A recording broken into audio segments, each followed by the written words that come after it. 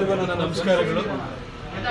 ನಮ್ಮ ಮೈಸೂರಿನ ಪ್ರಖ್ಯಾತ ವೈದ್ಯರಾಗಿರುವಂತಹ ಡಾಕ್ಟರ್ ಶುಶ್ರುತ್ ಗೌಡ ಅವರ ಇವತ್ತು ಹುಟ್ಟುಹಬ್ಬವನ್ನು ನಮ್ಮ ಎಲ್ಲ ಪಕ್ಷದ ಕಾರ್ಯಕರ್ತರ ಜೊತೆ ಆಚರಿಸ್ತಾ ಇದ್ದೀವಿ.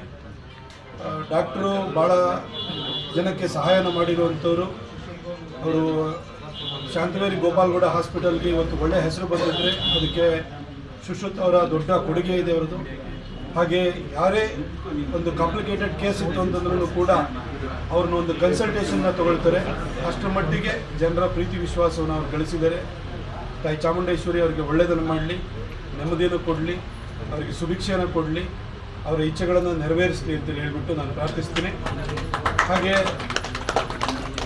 ಹಾಗೆ ನಮ್ಮ ಪಕ್ಷದ ಮುಖಂಡರು ನೇತಾರರು ಆಗಿರುವಂತಹ ಬಾಬಣ್ಣ ಅವರಿಗೂ ಕೂಡ ಇಲ್ಲಿ ಅವರ ಬರ್ಡೇನೂ ಕೂಡ ಇವತ್ತು ನಮ್ಮ ಕಾರ್ಯಕರ್ತರ ಸಮ್ಮುಖದಲ್ಲಿ ನಾವು ಆಚರಣೆಯನ್ನು ಮಾಡ್ತಿದ್ದೀವಿ.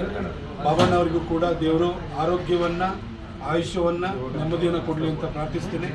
ಈ ಒಂದು ಸಂದರ್ಭದಲ್ಲಿ ನಮ್ಮ ಪಕ್ಷದ ಎಲ್ಲ ಮುಖಂಡರು, ನಮ್ಮ ಸೋಮಶೇಖರ್ ರಾಜು ಅವರಿದ್ದಾರೆ, ನಮ್ಮ ಹಿರಿಯರಾದಂತಹ ಬಾಲಣ್ಣ ಇದ್ದಾರೆ, ಹಾಗೆ ಎಲ್ಲ ಪಕ್ಷದ ಎಲ್ಲ ಮುಖಂಡರು ಕೂಡ ಇಲ್ಲಿದ್ದಾರೆ.